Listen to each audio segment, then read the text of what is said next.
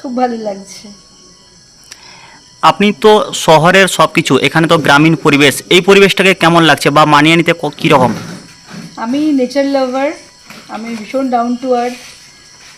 আমার ছোটোবেলাটা এরকম, আমার মানে প্যারেন্টাল হাউসও এরকমই ছিল, বর্ধমান জেলার কাটোয়াতে। তো আমার শৈশবটা এরকম গ্রামের মধ্যে দিয়ে কেটেছে, গঙ্গার ধারে। তো অনেক বছর বাদে আমি সেই আমার শৈশবটাকে খুঁজে পাচ্ছি। আর জঙ্গলমহল সম্পর্কে আমার একটুখানি আমি কিউরিয়াসও ছিলাম, একটু ভয় ভয়ও লাগতো। সেই জঙ্গলমহলের মধ্যে আমি আছি, এত সুন্দর পারিপার্শ্বিক বাতাবরণ, গাছপালা, খুব ভালো লাগছে আমার।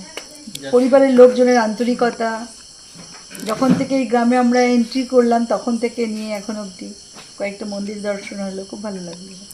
এই যে গাছ ভরা ফল, পাশে মুরগির পোলট্রি, এখানে সুন্দর গরু বাড়ির মধ্যেই,